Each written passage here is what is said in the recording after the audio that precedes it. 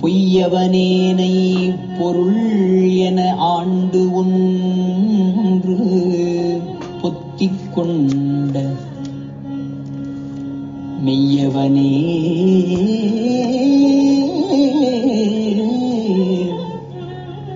விட்டுடுதி கண்டாய் விடமுன் விடற்று மையவனே விடம் உன் விடற்று மையவனே மண் உத்தரகோசமங்கைக்கு அரசே செய்யவனே சிவனே சிறியேன்பவம் தீர்ப்பவனே.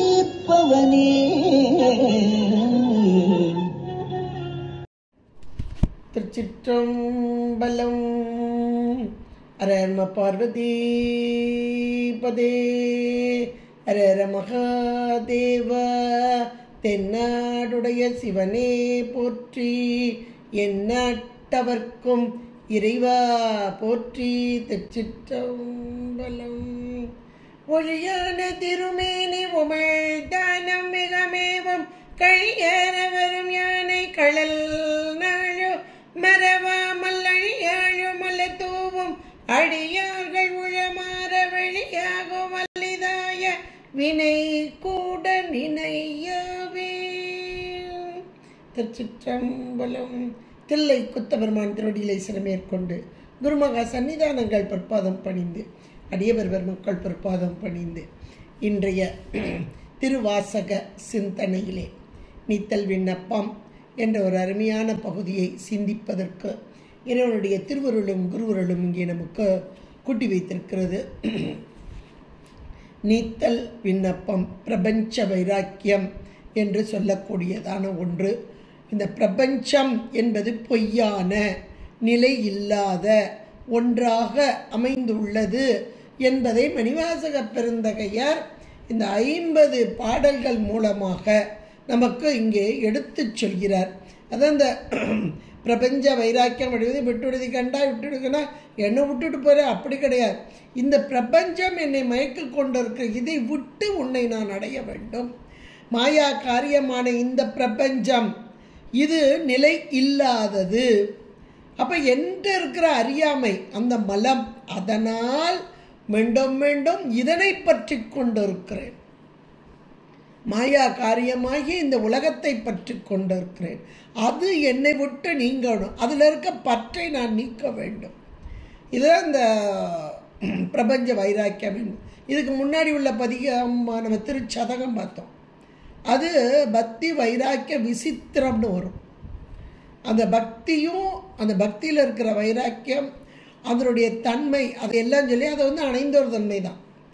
10 காரியங்கள் 10 காரியங்கள் கூட சொல்லணும் அணைந்தோர் தன்மையாக. இப்போ அதனுடைய தொடர்ச்சியாகவே இங்கே பிரபஞ்ச வைராக்கியம், பொய்யான நிலையில்லாத பொருளாகிய இந்த பிரபஞ்சம், அதில் இருந்து அதில் கொண்ட பற்றை நீக்கி இறைவனுடைய திருவடியை பற்ற வேண்டும் என்பதை இங்கே நமக்கு ஒவ்வொரு பாடல்லையுமே அதைத்தான் அழகாக எடுத்து சொல்கிறார். அதில் நம்ம சென்ற வாரத்தில் 6வது பாடல் மறுத்தனன் என்பதாக பார்த்தோம். எதை மறுத்தனன்? உன்னீ மாணிக்கம் போன்று மேலான ஒரு பொருளாக இருந்தும் உயிருக்கு உயிராக இருந்து என்னை செலுத்தி கொண்டிருப்பதை உணராமல், அதுக்கு காரணம் அறியாமை. உன்னுடைய அருளை அறிய முடியாத அந்த தன்மை. நீ எப்படிப்பட்ட மேலான பொருள், மணிக்கம் போன்ற ஒரு பொருள் அப்படின்றத நமக்கு எடுத்து சொல்கிறார் அந்த வார்த்தைகளால். இந்த நீத்தல் விண்ணப்பமே என்னன்னா, அவர் அந்த நிலையில் இல்லை. மேலான அணைந்தோர் தன்மை என்று சொல்லக்கூடிய சீவன் முத்தராக இருக்கிறார். ஆனால் நாம் இறைவனை பற்ற வேண்டும் என்ற உணர்விலே இந்த வார்த்தைகளை எல்லாம் வெளியே விடுறார். இந்த வார்த்தைகள் நமக்காக, அவருக்கு இல்லை. எப்படிப்பட்ட இந்த பிரபஞ்சம் என்பது மாயா காரியம், நிலையில்லாதது. இதிலே பற்றுக்கொண்டு நிலைத்த பொருளாகிய, மேலான பொருளாகிய, மணிக்கம் போன்ற பொருளாகி ஒன்றை விட்டுட்டு இங்கே போகிறேனே, ஆனால் நான் போனால் கூட நீ என்னை விட்டுறாத அப்படின்ற மாதிரியாக இங்கே அருமையாக அமைத்து கொடுத்தார். அதுலேயும் கூட அடியார்களாகிய நாங்கள் செய்த தவறுகளை, அந்த தவறுகளை நீ பொறுக்க வேண்டி. எப்படி பொறுக்கணுமா, பெரியவர்கள்லாம் சிறு நாய்களாகிய, அதை தம்மை நாய் என்று சொல்வதிலே ஏராளமான இடங்களில் சொல்லியிருக்கிறார். அதில் இந்த இடத்துல சிறு நாய்கள் தம் பொய்யினையே அப்படிங்கிறார். பொறுப்பரன்றே பெரியோர் சிறு நாய்கள் தம் பொய்யினையே என்பதாக நிறைவு செய்தார். இது ஒரு அந்தாதி பாடலாகவும் வருகிறது.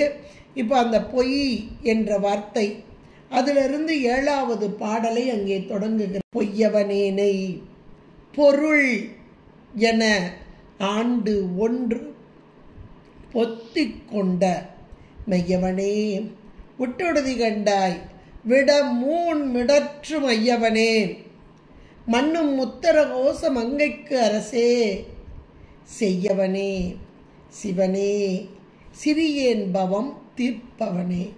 அருமையாக பொய்யவனே மெய்யவனே பொய்யவனேனை அப்படின்னார். அடுத்து மெய்யவனே அப்படின்னார். அடுத்து மையவனே என்றார். அடுத்து செய்யவனே என்றார். அருமையான வார்த்தைகள், எவ்வளோ ஒரு அருமையான வார்த்தைகளாக இங்கே அமைத்து கொடுத்திருக்கிறார். பொய்யவனேனை என்றார். பொய் மெய் 2 வார்த்தைகளை இங்கே வைக்கிறார். பொய்யவனேனை அப்படின்னு முதல்ல ஆரம்பிக்கிறார். அப்போ பொய்யவன் என்ற மாத்திரத்திலே தன்னிதான் சொல்றார். பொய்யவனேனை பொருள் என அப்படின்னு சொல்றார். என்னையும் ஒரு பொருளாக எடுத்து நீ என்னை ஆண்டுகிட்டப்பா அப்படிங்கிறார். தன்னுடைய இழிவை பொருட்படுத்தாமல் ஆண்டு கொண்ட இறைவனின் அந்த மேலான தன்மை கருணை, அந்த கருணையை இங்கே உணர்த்த வருகிறார். அதாவது ஒரு பொருளை நாம் விட வேண்டும், இன்னொரு பொருளை பற்ற வேண்டும் என்றால் சாதாரணமாக உலகையில் நம்ம பார்க்குறோம். ஒரு பொருள் சிறப்பானதாக இருந்ததுன்னா இந்த பொருளை விட்டுட்டு அங்கிட்டு போயிடுவோம் நம்ம. எப்பா அது எப்படி இருக்குது தெரியுமா? கடைகள்லையுமே பார்த்தீங்கன்னா அப்படியே வரிசையாக கடைகள் இருக்கும். இல்லை இந்த கடையில் நல்லா இருக்காது, இந்த கடையில் தான் நல்லா இருக்கும் பொருள் எல்லாமே. ரொம்ப சீப்பு பெஸ்ட்டாக இருக்கும். இப்படியா சீப் அண்ட் பெஸ்ட் இப்படிலாம் சொல்கிறோம் இல்லையா? அப்போ ஒரு பொருளை விட வேண்டும், ஒரு பொருளை பற்ற வேண்டும் என்றால் அந்த பற்றுகின்ற பொருள் தன்மை எப்படிப்பட்டது, விட வேண்டிய பொருளின் தன்மை எப்படிப்பட்டது, இந்த பாட்டில் அவ்வளோ அழகாக அப்படி எடுத்து சொல்கிறார். அப்போ நான் இன்னும் விடாமல் வச்சிருக்கிறேன் எந்த பொருளை? இந்த பிரபஞ்சம் என்ற பொய்யான ஒரு பொருள். மாயை, மாயை என் மாயையின் காரியமாகிய உலகம். இது மாயை நித்த பொருளாக இருந்தாலும் மாயையின் காரியம், அது காரியப்பட்டு வரும்போது இறைவன் காரியப்படுத்துகிறான். எதற்காக? உயிர்களாகிய நம்முடைய அனுபவத்தில் நாம் அனுபவிக்க வேண்டும். இந்த வினையின் போன பாட்டிலே சொன்னார், வினையின் தொகுதி அப்படின்னார். அப்படியே வினை கூட்டங்கள், முன் செய்த வினைகள், அதனுடைய அந்த வினைகளை தீர்ப்பதற்காக அந்த வினைக்கு ஈடாதான உடம்பு கொடுத்தார். தனு கரணம் புவனம், தனு கரணம் என்ற உடலும் இந்த புவனமும் அனுபவத்திற்கு புவனமும், இது எல்லாமே மாயா காரியம். வினைக்கு ஈடாக கொடுக்கப்பட்ட, நம்முடைய வினைக்கு ஈடாக. அடுத்தவங்க வினையில் தீதும் நன்றும் பிறர் தர வாரா, நம்முடைய வினைக்கு ஈடாக கொடுக்கப்பட்டது. இதை உணர்ந்த இந்த அருளாளர்கள், இவங்கெல்லாம் உணர்ந்தவர்கள். நாம் இன்னும் உணரலை, உணர வேண்டும். உணர்ந்தால்தான் இறைவனோடு ஒன்றிக்க முடியும் என்பதற்காக இந்த திருவாசக வரிகள்லாம் பார்த்திங்கன்னா எளிமையான வார்த்தைகள், ஆனால் அப்படியே ஒரு ஆழங்கால் பட்ட வார்த்தைகள். அதான் ஓதுதல் எளிது உணர்தல் அரிது. இதனுடைய பொருள் என்ன அப்படின்னு நீங்கள் பார்த்தீங்கன்னா, அப்படியே சிவஞான போதத்தை பொதிந்து வைத்திருக்கும் பொருள். சிவஞான போதத்தில் நீங்கள் 6ஆம் நூற்பாவை எடுத்து பாருங்கள். அந்த நூற்பாவில் 2 அதிகரணமாக அங்கே சொல்லும், 2 கூறுகள். அந்த 2 கூறுகள் உணர்வுறு அசத்து எனின் உணராது இன்மையின் இருதிறன் அல்லது சிவசத்தாம் என அந்த நூற்பா 2 வகையின் இசைக்கும் மண்ணுலகேன்றது அந்த நூற்பா. சத்து அசத்து அந்த 2 வார்த்தைகளுக்கு விளக்கமாக வரும். அப்போ நம்முடைய சைவ சித்தாந்தம் சொல்லும் சத்து எது அசத்து எது என்றால், சத்து என்றால் என்றும் உள்ள பொருள், நிலைத்த பொருள், மெய்ப்பொருள். அசத்து என்றால் நிலை இல்லாத பொருள், பொய்ப்பொருள். அந்த 2 வார்த்தைகளை இங்கே கொண்டு வந்து அதை அப்படியே அழகான ஒரு விளக்கமாக கொடுக்கிறார் இந்த 7வது பாடல்ல. அப்போ இந்த உயிர்கள் நித்த பொருளாக இருந்தாலும் உயிருடைய அறிவிலே இருக்கும் ஆணவமலம், அது ஒரு மலக்கலப்போடு உட்கார்ந்துருக்கு. அப்போ அந்த மலத்தை நீக்குவதற்காக இறைவனால் சேர்த்து வைக்கப்பட்ட உடல், அது மாயையின் காரியம், பொய்ப்பொருள். அதான் பொய்யவனேனை அப்படின்னு ஒரு வார்த்தை போட்டார். அந்த மாயை கண்மத்துக்கு, மாயையும் கண்மமும் சேர்ந்ததான் இன்னைக்கு உடம்பு. இந்த உடம்பை பார்க்கும்போதெல்லாம் அப்போ மாயைன்றது என்னது? ஜடப்பொருளுங்க. ஒரு ஜடப்பொருளிலிருந்து செய்யப்பட்ட பொருள் ஜடப்பொருளே. இதையும் நம்ம உணரணும். ஒரு ஜடப்பொருளிலிருந்து செய்யப்பட்ட பொருள் ஜடப்பொருளே. அப்போ இந்த உடம்பு என்பது ஜடகாரியம், ஜடகாரியம். நாம் இன்னைக்கு இந்த உடம்பையே பிரதானமாக கொண்டு இதற்குரிய எல்லா காரியங்களையும் செய்து கொண்டிருக்கிறோம். இது ஜடகாரியம் என்பதை நாம் உணர்வது இல்லை, கொஞ்சம் கூட உணரலை. மாயை தோன்றி நின்று, மாயையின் காரியம் தோன்றி நின்று அழிய பொருள். இந்த உடலும் மாயையின் காரியம், உலகமும் மாயையின் காரியம். இதை நம்ம உணர்ந்துட்டாலே போதும். அதை நமக்கு உணர்த்துறாங்க, நம்ம அருளாளர்கள் உணர்த்துறாங்க. திருமுறைகளாகட்டும், நம்முடைய சாத்திர நூல்களாகட்டும், இதை நமக்கு மிக அழகாக எடுத்து சொல்கிறது. இறைவன் இந்த உயிருக்கு, உயிருடைய அறிவில் இருக்கும் ஆணவமலம், அதை நீக்கிறதுக்காக இந்த 2 பொருளை சேர்த்து வைக்கிறார். என்ன 2 பொருள்? ஜடப்பொருளை சேர்த்து வைக்கிறார். அது சில காலத்துக்கு.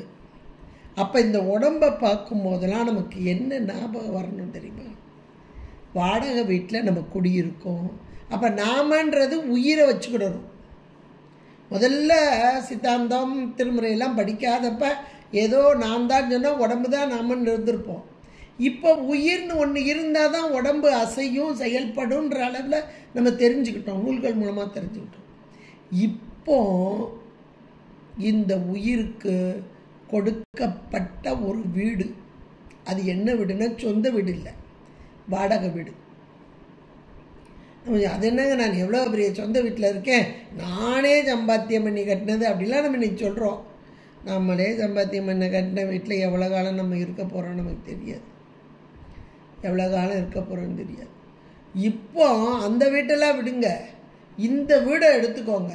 இதை கந்தர் அலங்காரமாகட்டும், நம்ம அப்பர் பெருமான் பாடலாகட்டும், அப்படியே எலும்பு, தோல், நரம்பு, சதை, குருதி இதையெல்லாம் சேர்த்து போட்டு செஞ்சு வேயப்பட்ட குடில் அப்படிம்பா. அப்படி தானே இருக்கு. 10 வாயுக்கள் இதெல்லாம் சேர்த்து போட்டு தத்துவ கூட்டம், நம்ம சாத்திரம் மிக தெளிவாக சொல்ல தத்துவ கூட்டங்களின் வடிவு. இந்த உடல் என்பது தத்துவ கூட்டங்கள், மாயா காரியம். அந்த மாயையிலிருந்து பெறப்பட்ட தத்துவங்கள், அதிலேயே அசுத்த மாயா காரியம் தத்துவங்கள். இதை இயக்குவதற்காக சுத்த மாயைக்குள் இறங்கி வந்த இறைவன். எவ்வளோ ஒரு அருமையான ஒரு விளக்கம். இந்த பாடல் அப்படியே அதை எடுத்து நமக்கு உரைக்கிறது. அப்போ இந்த உடல் நிலை இல்லாத ஒன்று, அசத்து. இப்படிப்பட்ட அசத்தான ஒரு பொருள், அதாவது உயிருக்கு விளக்கம் தர வேண்டும் என்பதற்காக பொய்ப்பொருளாகிய மாயை, அதனோடு இங்கே சேர்த்தப்பட்ட நம்முடைய கண்மம் சேர்த்து வைத்து செய்யப்பட்ட இந்த குடில், அந்த குடிலும் நிலையில்லாதது. அதான் வாடகை வீடு. எவ்வளோ நாள் இருக்க போகிறோமோ, அது எப்படி இருக்க போகிறோமோ, எப்படி இருக்கிறன்ற ஒரு வார்த்தையை போட்டு பாருங்க. அப்போ தான் நிறைய உண்மைகள் நமக்கு புரியும்.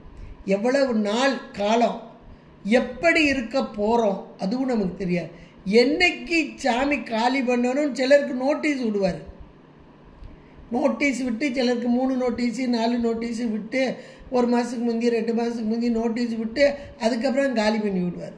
சிலருக்கு நோட்டீஸே விடாமல் தூக்கி வெளியே போட்டுருவாருங்க. எத்தனை பேரை நம்ம பார்க்குறோம். அப்போ இது நமக்கு உரிய பொருளா அப்படின்னா உரிய பொருளே அல்ல. அப்படிப்பட்ட இந்த உயிர் பொய்யவனேனேன், பொய்யான இந்த உடலோடு கூடிய இதுவே மெய்யென்று எண்ணிக்கொண்டிருக்கும் இந்த ஆன்மா பொய்யவனேனை அப்படின்னு அருமையான ஒரு வார்த்தையில் போடுறார். இந்த இதுக்கெல்லாம் காரணம், இது பொய்ப்பொருள்ன்றது எனக்கு தெரியாததுக்கு காரணம் ஒன்று வேணும் இல்லையா? காரணம் இல்லாமல் காரியம் இல்லை. அப்போ அந்த காரணம் எது என்றால் மலம், ஆணவ மலம். அப்போ அந்த ஆணவ மலத்தோடு கூடி அறியாமையினால் ஒன்றையும் உணராமல் இருக்கக்கூடிய இந்த அடியேனை பொய்யவனேனை அப்படின்னு இந்த பொருளை எடுத்துக்கிடணும். ஆணவ மலத்தின் காரியமாக அது காரணம், இது காரியம். அந்த காரியம் அறியாமை. அந்த அறியாமையினால் ஒன்றையும் உணராத அந்த நிலை கொண்ட இந்த ஆன்மாக்கள், அதற்காக சேர்த்து வைக்கப்பட்ட இந்த உடல், அப்படிப்பட்ட பொய்யவனேனை பொருள் என. அருமையான வார்த்தை. என்னையும் ஒரு பொருளாக மதித்து என்னைய கூப்பிட்டு எனக்கு இவ்வளோ செஞ்சாங்க பாருங்க அப்படின்னு நம்ம சில நேரங்களில் சிலரை வியந்து பாராட்டுவோம். எப்பா நம்மளை கூட ஒரு பொருளாக மதித்து அவ்வளோ தூரம் செஞ்சாங்க, அவங்க அன்புக்கு ஈடே இல்லை அப்படின்னு சில நேரங்கள் நம்ம வாழ்க்கையிலே ஏதேனும் ஒரு சந்தர்ப்பத்தில் அப்படி நடக்கும். அப்போ அப்படியே அவங்கள வியந்து வியந்து பாராட்டுவோம். இப்போ மணிவாசக பெருந்தகையார் உண்மையை உணர்ந்தவர். எது உண்மை பொருள்? இறைவனை தவிர உண்மை பொருள் இல்லைங்க. அடுத்த வார்த்தை அதை மெய்யவன் போடுறார். சத்து, நிலைத்த பொருள், என்றும் உள்ள பொருள், அந்த பொருள்.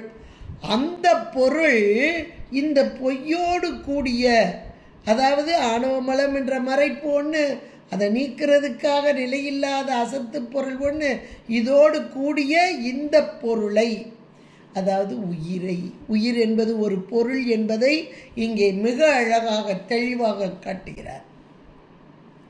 உயிர் என்பது ஒரு பொருள், அதுவும் அறிவு பொருள். இந்த அறிவு பொருள் எந்த அறிவு பொருளோடு சேர வேண்டும்? பேரறிவோடு சேர வேண்டும், இனத்தோடு சேர வேண்டும். இனம் அல்லாத அசத்து பொருளோடு உறவு கொண்டு இந்த உலகத்தில் மயங்கி கிடக்கிறது. இதை இறைவன் கண்டு கருணையினார் கண்டு நம்ம அப்படியே ஆட்கொள்ளுகிறார். அதற்கு அந்த ஆட்கொள்றதுக்கு ஒரு பக்குவம் வந்த பிறகு தான் ஆட்கொள்கிறான்.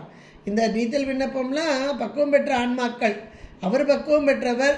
இன்னும் சொல்லப்போனால் அந்த பக்குவம் பெற்ற அந்த ஒரு தாமரை நல்ல பக்குவ நிலையில் இருக்கும்போது அதன் மீது சூரிய ஒளிப்பட்டால் மலரும் பாருங்க. அதுபோல் பக்குவம் பெற்றவர்களுக்கு, பக்குவம் பெற்றவர்களால் உணரப்படக்கூடிய வார்த்தைகள் என்று சொல்லப்போனால் நீத்தல் விண்ணப்பம் என்பது. நிறைய பேர் வீட்டில் திருவாசகம்லாம் நிறைய பேர் போய் படிக்க போவாங்க. நான் கேள்விப்பட்டேன், நீத்தல் விண்ணப்பத்தெல்லாம் வீட்டில் படிக்கக்கூடாது, அதனால் அதை விட்டுருங்க. நீத்தல் விண்ணப்பம், இந்த வாழாப்பத்துன்னு ஒன்று இருக்குது, அதெல்லாம் படிக்கக்கூடாதுன்னே சொல்லிட்டு கிடந்தாங்க. நாங்களாம் அப்படி செய்யலை. எங்கள் குரூப்பில் எத்தனை வருஷமும் நாங்கள் 30 வருஷமாக திருவாசகம் படிச்சுட்டு இருக்கோம். நான் எங்களுக்கு ஆசிரியர் அப்படி சொல்லலை, அதனால் நாங்கள் எல்லாமே படித்தோம். ஆனால் இதனுடைய பொருள் என்னன்றதே அப்போ தெரியுதா? இப்போமா அவங்களுக்கு தெரியலை. தெரிஞ்சால் இதை பாடுவாங்க.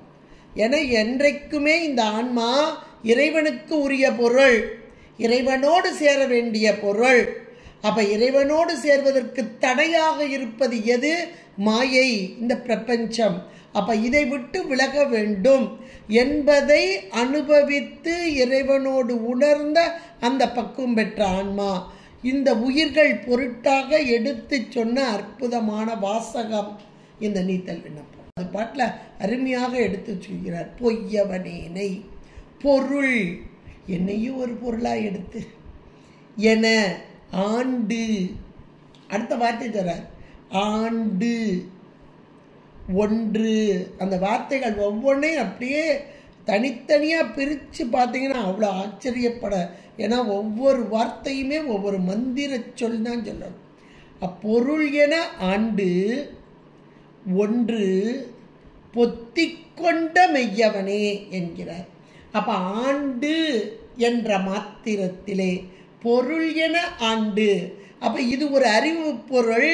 இந்த அறிவு பொருள் நம்மோடு சேர வேண்டும், அந்த இறைவனோடு சேர வேண்டும் என்ற பெரும் கருணை கொண்ட இறைவன் எம்பெருமான்.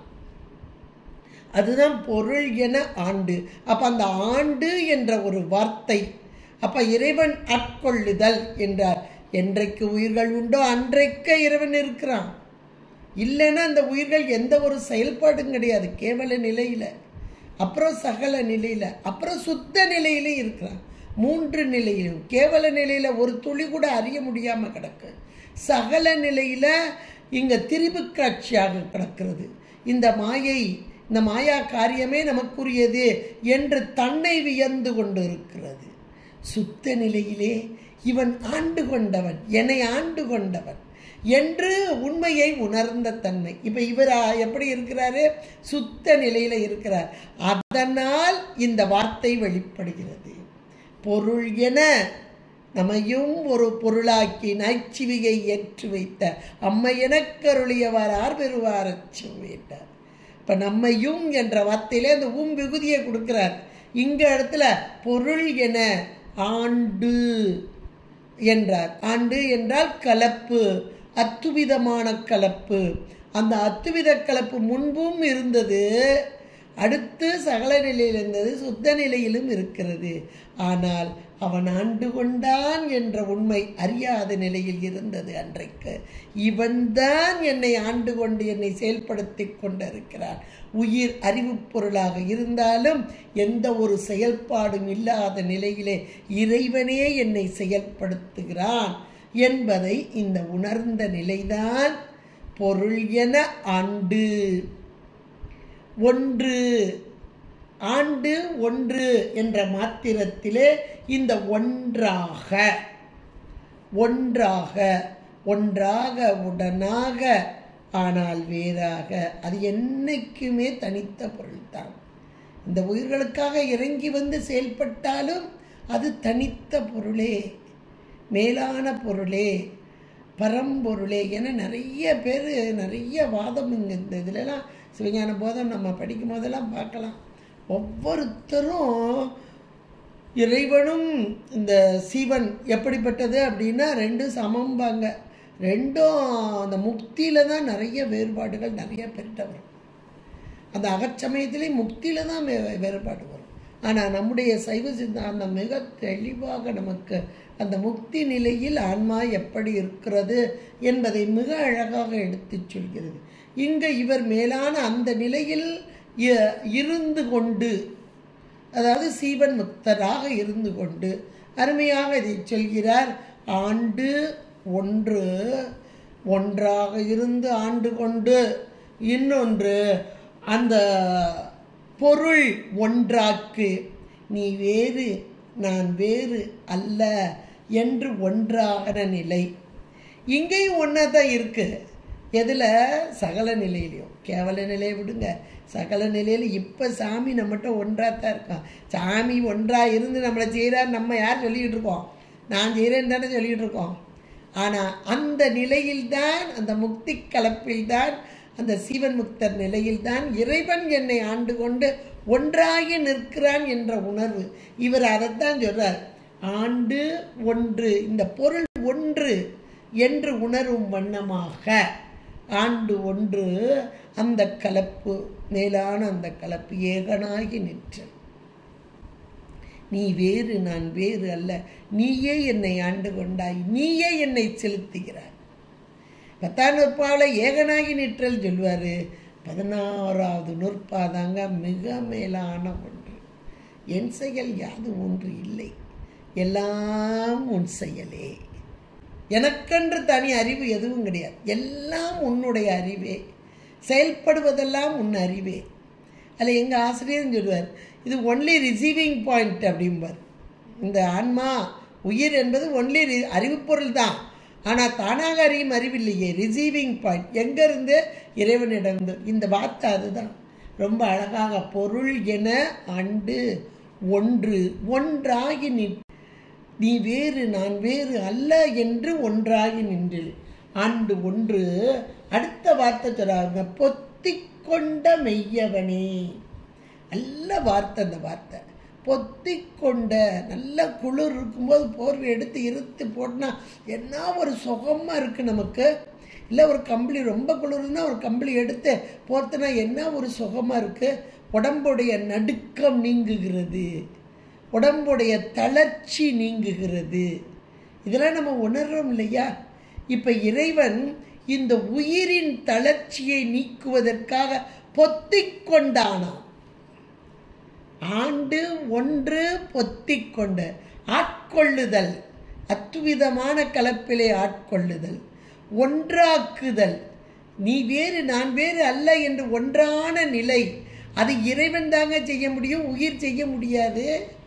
இது போய் அணையுமா? அது நிற்குமானா? அந்த பொருள் தான் இங்கே ஆண்டு கொண்டு தனதாக்கி கொள்ளுதல், தானாக செய்தல். இந்த வார்த்தையில இந்த ஒரு வரியிலேயே அழகா வருது. அதுலேயும் அடுத்து சொல்றார், பொத்திக்கொண்ட என்ற மாத்திரத்திலே ஆணவ மலத்தினால் நடுக்கமுற்று ஒன்றையும் அறிய முடியாத அறியாமையோடு கூடிய இந்த உயிர்களை அந்த மலத்திலிருந்து நீக்குவதற்காக அறிவு தந்து இங்கே தனதாக்கி கொண்ட, தனக்குள் அடக்கி கொண்ட, தான் தானாக செய்த. அதான் பொத்திக்கொண்ட நீ எப்படிப்பட்டவன்? மெய்யவன். அருமையான வார்த்தை. இந்த பொத்திக்கொண்ட இந்த உயிர் அறிவிலே கலந்து கடந்து நின்ற அந்த மெய்ப்பொருள் மறைந்து நின்று உயிருக்கு, உயிர் அறிவுக்கு நன்மை செய்யும் பொருள். அதுதான் பொத்திக்கொண்ட. உயிர் அறிவிலே நின்று, அதைத்தான் நம்ம அருளாளர்கள் ஞானசம்பந்த பெருமான் கடவுள் இல்லை என்ற அந்த காலகட்டம், அவர் வந்த காலகட்டம் எதுனா கடவுள் மறுப்பு கொள்கை மேலோங்கி இருந்த காலம். வந்தபோது முதல் பாடல்லே சொல்றார், என் உள்ளம் கவர் கள்வன். கள்வன் என்ற வார்த்தையை போடுறார். கள்வன் எங்க இருப்பான்? மறைந்து நிற்பான். இந்த உள்ளம் கவர் கள்வன் என்கிறார். உள்ளம் என்பது உயிர். உயிர் அறிவிலே உயிரை அறிவை கவர்ந்து நின்ற கள்வன், மறைந்து நின்ற. அது அழகா இந்த இடத்துல இவர் மணிவாசக பெருந்தகையா சொல்றார், பொத்திக்கொண்ட மெய்யவனே, நீ மெய்ப்பொருள், நிலைத்த பொருள், சத்து பொருள், என்றும் உள்ள பொருள், பேரறிவு பொருள், என் குணங்களோடு கூடிய பொருள். இதோ அடியேன் பொய்ப்பொருள். நிலையில்லாத உடலையே, நிலையில்லாத உலகத்தையே நிலை என்று எண்ணிக்கொண்டிருக்கும் பொய்ப்பொருள்.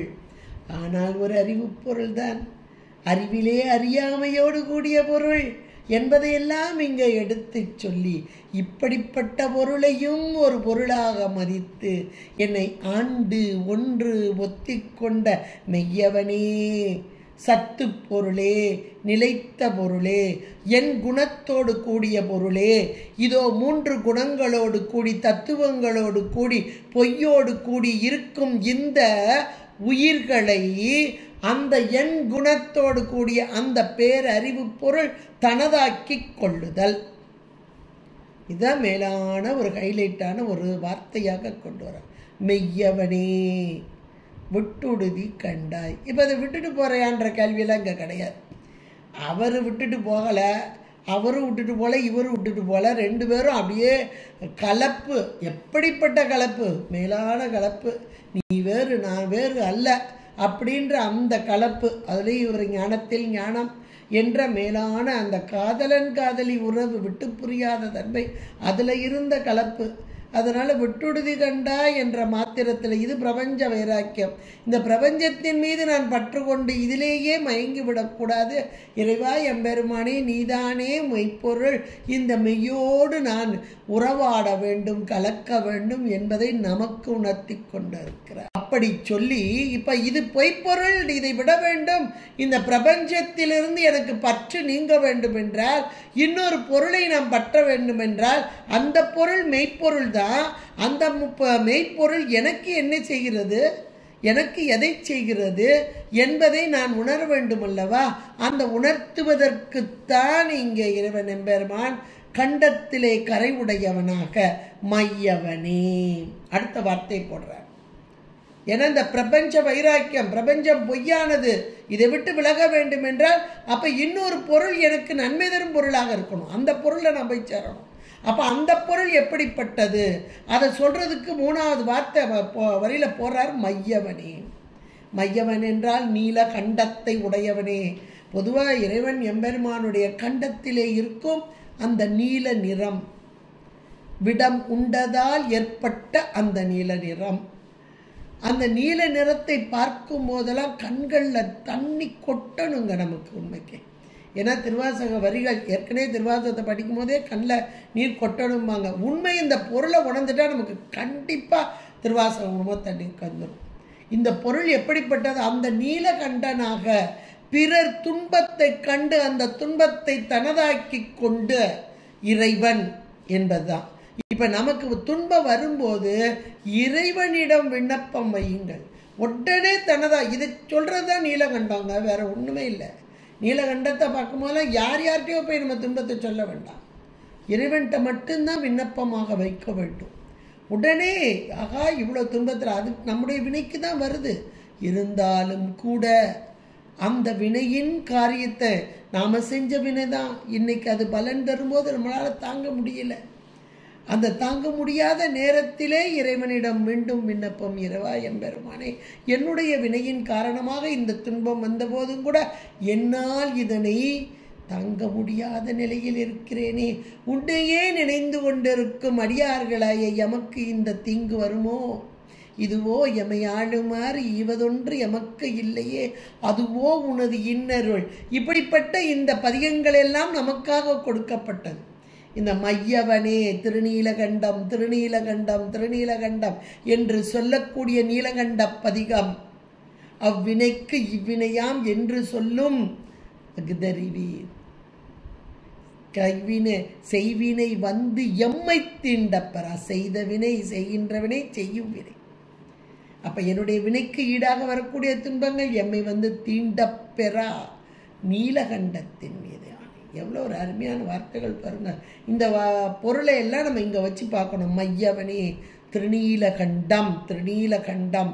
இந்த நீலகண்டம் என்ற மாத்திரத்திலே அந்த தேவர்களுடைய துன்பத்தை நீக்குவதற்காக அந்த துன்பம் செய்யும் பொருளாகிய அந்த விடத்தை தான் ஏற்றுக்கொள்ளுதல். அப்போ இந்த விடம் பட்ட மாத்திரத்திலே இப்போ உடம்பு பூரா நீல கலர், அது எவ்வளவு அதனுடைய தன்மையை சொல்லும்போது கூட நமக்கு புராண வரலாறுல ரொம்ப அழகாக சொல்லுவாங்க. கருமையான புகையோடு கூடி, அது ஒரு வெப்பம். விஷம் சொன்னால் சாதாரண பொருள், வெப்பமான பொருள், விஷமான பொருள், வெப்பமான பொருள் அப்படியே பொங்கி வருது புகையோட. அப்போ அதை கண்டு தான் பயந்து எல்லா தேவர்களும் ஓடுறாங்களாம். அதை திருமால் தான் ஹெட் ஆஃப் த டிபார்ட்மெண்ட் அங்கே இந்த பார்க்கடலை கடையிறதுக்கு. அப்போ அவர் ஓடும்போது அவர் உடம்பெல்லாம் அந்த புகை படிந்து நீல நிறம் கொண்டவராக, அவருக்கு நீல நிற திருமேனி தான் ஆச்சு. அப்படின்னா புகப்பட்டே அவருக்கு உடம்பெல்லாம் நீல நிறமாச்சு. ஆனால் இந்த விஷத்தை, விஷம் அப்போ எப்படி இருக்கும் பாருங்க, அதுலேருந்து புகையே இவரை மாத்துச்சு, முழுக்க மாத்துச்சு உடம்ப. ஆனால் இந்த விஷத்தை ஏற்றுக்கொண்ட இறைவன் எம்பெருமான், அது நீல கண்டத்திலே நின்றது. அப்போ இவருக்கு நஞ்சு உடம்புல வேலை பார்க்கணும்ல, அவருக்கு உடம்புல நீல கலர் ஆச்சுல, இவருக்கு ஆச்சா? அதனால தான் அடுத்த வார்த்தையை போடுறாரு, செய்யவனேங்கிறார். இங்கே மையவனேன்னு சொன்னாரா, அடுத்த 4வது வரியில் பாருங்க, செய்யவனேங்கிறார். சிவந்த மேனி, உடம்புல ஒரு மாற்றமும் இல்லை. அந்த விஷம் இங்கே நின்றுக்கிட்டு இருக்கு, அது நமக்கு தெரியணும், அதுக்காக அந்த நீல நிறத்தில் இருக்கு, மையவனாக திருநீலகண்டமாக இருக்கிறது. ஆனால் இவன் செய்யவனே, சிவந்த திருமேனியை உடையவனே. அப்ப அந்த விடம் இவனை ஏதேனும் செய்ததா? ஒன்றும் செய்ய முடியாது. விடமுண்டும் சாகாது இருக்கும் இறைவன் எம்பெருமான் நிறைய நூல்கள் நமக்கு சொல்லு, நிறைய. அப்ப தான் இந்த ஆலம் அந்த விடம் உண்டும் அமுதத்தை தேவர்களுக்கு வழங்குபவன் இறைவன் எம்பெருமான். எவ்வளோ ஒரு அருமையான வார்த்தை பாருங்க இது. மையவனே விடம் உன் மிடற்று மையவனே, அந்த விடத்தை உண்டு மிடற்றிலே வைத்த மையவனே. அந்த விடத்தை பார்க்கும் போதெல்லாம் நமக்கு என்ன தோண வேண்டும் என்றால் கருணை. நம்முடைய துன்பங்களை எல்லாம் ஏற்றுக்கொள்ளும் கருணை இறைவன் எம்பெருமான். எப்படிப்பட்ட விடத்தை உண்டாலும் இவன் தன்னிலை மாறாதவன், அது செய்யவனே. இதெல்லாம் இந்த பாட்டில் இந்த வார்த்தைகளில் வைத்து இந்த வார்த்தை ஜாலம்பாங்க, அருமையான வார்த்தை ஜாலத்தை கொண்டு வருகிறார். விடமூன் மிடற்று மையவனே என்று அவருடைய கருணையை வியந்து போற்றி, இதனை உண்டாலும் நீ செய்யவனாகவே இருக்கிறாய் என்பதாக அருமையாக எடுத்து சொல்லி, அப்போ இதிலிருந்து எது தெரிகிறது என்றால், எப்படிப்பட்ட கொடிய நஞ்சாக இருந்தாலும் அதை மாற்றும் செய்யவன் இவன், அதை ஏற்றுக்கொள்ளும் மையவன் இவன். இப்படி கொண்டு கூட்டி எடுத்துக்கிடணும். அப்போ இந்த பொருள் எங்கே இருக்குது அப்படின்னா நம்மகிட்ட இருக்குங்க. என்ன பொருள் இருக்கு அப்படின்னா உயிரோடைய அறிவில் இருக்கு பாருங்க, ஒரு அறியாமை என்ற இருள். அறியாமை என்ற ஒரு இருள் தானே. அதனால வரக்கூடிய விபரீத குற்றங்கள் எத்தனை எத்தனை. எங்கேயோ பார்க்கடலை கடைஞ்சாங்க, அதில் நஞ்சு வந்துச்சு அப்படிலாம் நினைக்காதீங்க. ஒவ்வொரு இன்னைக்கு பிரதோஷம் என்பது நித்திய பிரதோஷம், தினந்தோறும் வருது. மாதத்தில் 2 நாள் மட்டும் கோயிலில் போய் உட்காந்து நினைக்கிறார். தினந்தோறும் நினைக்கணும். தினந்தோறும் நித்திய பிரதோஷம் இருக்குது. சாயங்காலம் 4:30 மணிக்கு விளக்கு பொருத்தி வச்சு சுவாமி கும்பிடும்போது நம்மகிட்ட இருக்கிற அந்த விடம், எது விடம் என்றால் அந்த மையான கருமையான அந்த விடம், கொடிய நஞ்சான அந்த நஞ்சு கூட கொஞ்சமாக வேலை செய்யும். இந்த நஞ்சு இருக்கே, இன்னைக்கு காலையில் எந்திரிச்சையிலேருந்து ராத்திரி தூங்குற வரைக்கும் ஒவ்வொரு காட்சியும் திரிபு காட்சியாக, ஒவ்வொரு காட்சியும் அங்கே வேறுபடுத்திய காட்சியாக, ஒன்றை திரிச்சு காமிக்கும், ஒரு ஐயப்படுத்தி காமிக்கும். அதனால விபரீதம் வரும், அதனால துன்பம் வரும், மீண்டும் மீண்டும் மீண்டும் துன்பம், வினைகள், அதனால் பிறவி. அப்போ அந்த ஆணவமலம் தேய வேண்டும் என்றால், இந்த கருமை நம்ம விட்டு நீங்க வேண்டும் என்றால், அந்த உண்மை பொருள் அந்த இறைவன், அதைத்தான் இங்கே சொல்றாரு. அந்த மையவனே என்ற மாத்திர விடம் உன் மிடற்று மையவனே, இவன் மண்ணும் உத்தரகோச மங்கைக்கு அரசே, நிலை பெற்று இருக்கக்கூடிய உத்தரகோச மங்கை என்ற தலத்தில் இருக்கும் அந்த இறைவனே, கருணையின் வடிவான அந்த இறைவனே. அந்த இறைவன் எப்படிப்பட்டவனாக இருக்கிறானாம்? செய்யவனாக. இவன் விடத்தை உண்ட மாத்திரத்தில் கூட இவன் செய்யவனாக, சிவந்த மேனி செம்மை செய்யவன் என்ற மாத்திரத்திலே சிவந்த மேனி, சிவன்னு நிலைத்த தன்மை, மாறாத தன்மை, விடமுண்டும் அமுதமாக இருப்பவன். அப்படிப்பட்ட இறைவன் அடுத்து இன்னொரு வார்த்தையை போடுறாரு, சிவனே. செய்யவனேன்றதுல நிறுத்தல, சிவனே. அப்ப சிவன் என்ற ஒரு சொல் எதை குறிக்கிறது என்றால் மங்களத்தை தருபவன். உயிர்களுக்கு அது சிவனே, ஒரு ஏகாரம், அது சிறப்பாக. இவனை தவிர உயிர்களுக்கு இன்பம் தருபவனும் இன்பம் செய்விப்பவனும் மங்களத்தை தருவோடு வேறு பொருளே கிடையாது. உயிர்களாகிய நமக்கு ஆணவத்தோடு கூடி அறியாமையினால் வரக்கூடிய துன்பங்கள், இதையெல்லாம் நீக்கக்கூடிய ஒரே பொருள் எது என்றால் இந்த இறைவனே, செய்யவனே, சிவனே. இந்த சிவனே என்ற ஒரு வார்த்தை மங்களத்தை தருபவன், இன்பத்தை செய்பவன், என்றைக்கும் உள்ள பொருளாக மாற்றுபவன். ஏன்னா முதல் வார்த்தை என்ன வார்த்தை? பொய்யவனேனை பொருள் என ஆண்டு அப்படின்னு தான் ஆரம்பிச்சார். அப்ப பொய்ப்பொருள் என்றால் நிலையில்லாத பொருள். இந்த உடல் நிலையில்லாதது, ஆனால் இவற்றையே நம்முடையது என்று கொண்டு இந்த பிரபஞ்சம் நிலையில்லாதது, இதனை அனுபவித்து கொண்டு இருக்கும் பொய்யவனாகிய இந்த உயிர். ஆனால் அது ஒரு பொருள். என்ன பொருள்? அறிவு பொருள். இந்த பொருளையும் ஒன்றாக மதித்து சொல்லுவாங்களே, என்னையும் ஒரு பொருளாக மதிச்சு எடுத்தாங்கப்பா, எவ்வளோ மேலானவங்கப்பா அப்படின்னு சொல்லுவோம் பாருங்க. அதுபோல சொல்றார். ஏன்னா உயிர் அறிவு பொருள். இந்த அறிவு பொருள் இந்த இறைவனுக்கே உரிய பொருள், என்றைக்கும் இறை இன்பத்தை அனுபவிக்க வேண்டிய பொருள். ஆனால் இங்கே பொய்ப்பொருளோடு உறவாடி கொண்டிருக்கிறது என்றுதான் ஆண்டு ஒன்று பொத்திக்கொண்ட அந்த மெய்யவன். எவ்வளவு அருமையான வார்த்தைகளை கொண்டு வந்து கூட்டுறாரு பாருங்க. அப்படிப்பட்ட இறைவனுடைய பெருமை எது என்பதை உயிர்கள் அறிய வேண்டும். அதற்காக அந்த விடத்தை உண்டு மிடற்றிலே வைத்த மையவன். அதை காணும் போதெல்லாம் திருநீலகண்டம் திருநீலகண்டம் என்று இந்த உயிர்களானது அப்படியே கசிந்து உருக வேண்டும்.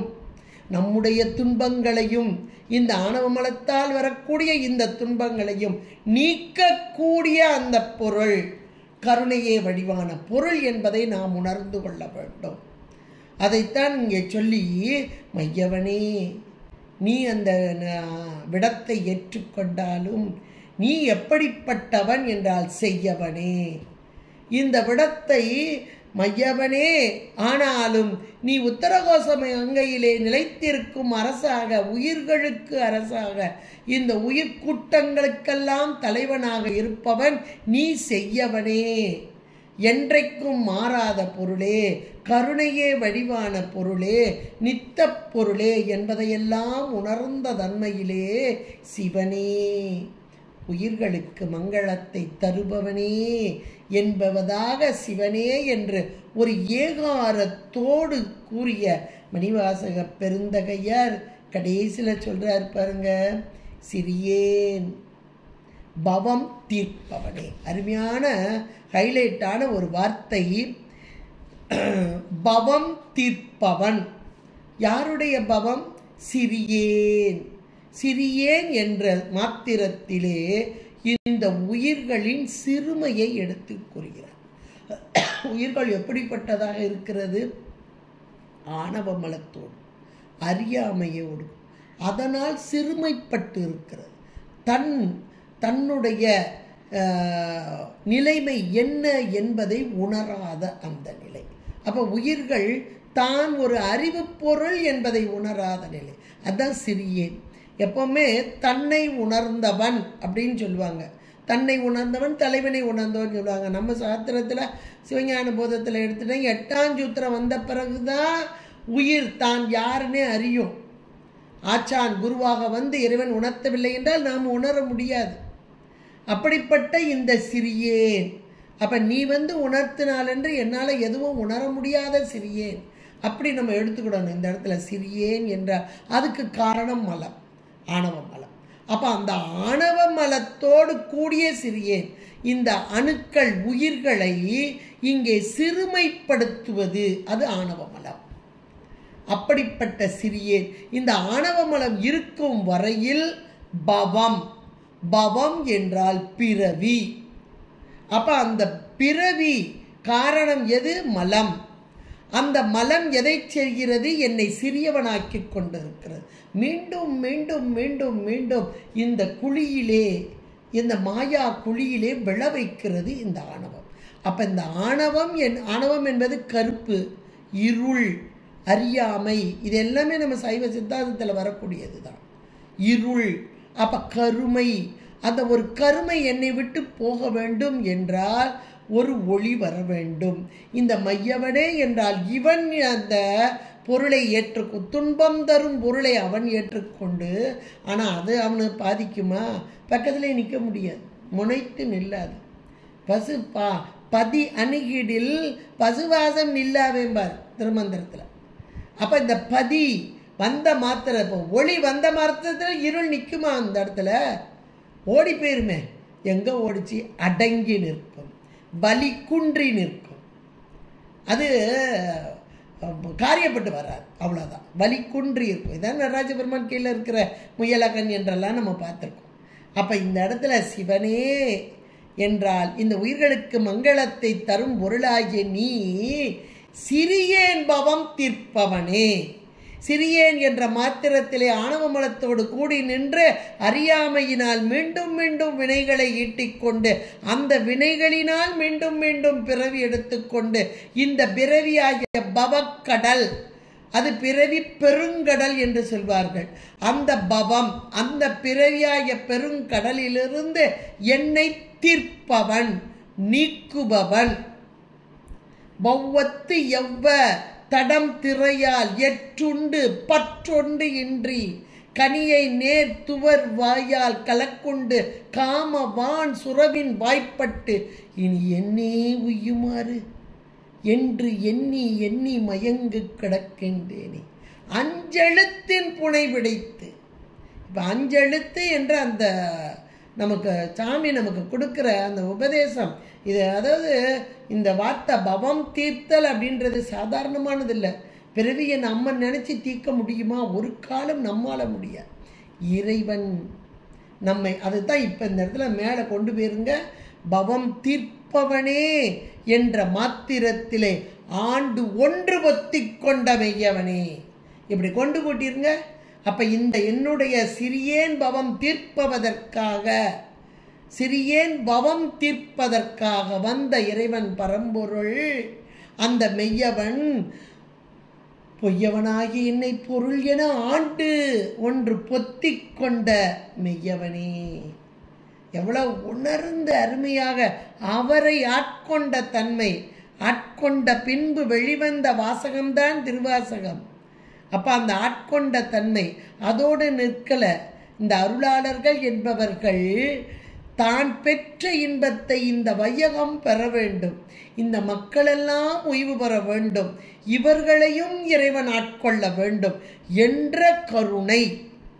இதுல மணிவாசக பெருந்தகையாரை கருணை என்பதா, இறைவனுடைய பெருங்கருணையால் அவரை ஆட்கொண்டு நமக்கு தந்த இந்த திருவாசக வரிகளை இறைவனின் கருணை என்பதா? யோசிச்சு பாருங்க. அந்த ஆன்மாவை, முத்தான்மாவை தனதாக்கி கொண்டு வந்து, இதுன்னு சொல்ல போனா அதிட்டித்து வந்து அப்படிம்பாங்க. ஞான ஆச்சாரியார்களை ஆவேசித்து வந்து என்பார்கள். இவர்களெல்லாம் அதிட்டித்து கொண்டு வந்து அப்படிம்பாங்க. ஆவேசித்தல், அதிட்டித்தல் என்ற இரண்டு வார்த்தைகள் வரும். அப்ப இந்த ஆன்மா எது? முத்தான்மா. இந்த முத்தான்மாவை இதில் இருடிகளாக இருந்தவர் தானே ஒருத்தரை எடுத்தார். இப்போ நம்ம அருளாளர்கள், அது சமயக்குறவர்களாகட்டும் சந்தானக்குறவர்களாகட்டும், நம்ம நூல் தந்தவர்கள் என நூல் உபதேசம் இல்லாமல் உயிர்களாகிய நாம் பக்குவப்பட முடியாது. நம்மகிட்ட ஒரு பொருள், இருளான ஒரு பொருள் இருந்து கொண்டு நம்மை கீழ்ப்படுத்தி கொண்டு இருக்கிறது என்பதையே நம்ம உணர மாட்டோம். இதை உணர்த்துவது யார் என்றால் இறைவன் ஆச்சாரிய மூர்த்தியாக இறங்கி வந்து நமக்கு உணர்த்துவார். எப்படி வருவார்? மானுட சட்டை தாங்கி வருவார். அந்த மானுட சட்டை தாங்கி வந்து உபதேசமும் நூலும் தந்து, இப்ப இந்த நூல் வழியாக நம்ம ஓரளவுக்கு உணர முடிகிறது. இந்த உடல் நிலையில்லாதது, பொய்யவனே என்ற மாத்திரத்தில் நிலையில்லாத பொருளாகிய மாயா காரியங்களோடு கூடிய இந்த உடல் கொண்டு இந்த உலகத்தை அனுபவித்து கொண்டிருக்கும் இந்த உயிர்களாகிய நம்மையும் ஒரு பொருளென ஆண்டு ஒன்று பொத்தி கொண்டு தன்னோடு இணைத்து கொண்ட அந்த மெய்யவனே விட்டுடுதி கண்டா நீ விட மாட்ட. விட்டுடுதி கண்டா என்ன விட்டுட்டு போயிறாங்களாம் கிடையாது, நீ விட மாட்ட. ஏன்னா ஒரு முறை பற்றி கொண்ட அந்த ஆன்மாவை அப்படியே இழத்து தன்வசமாக்கும்.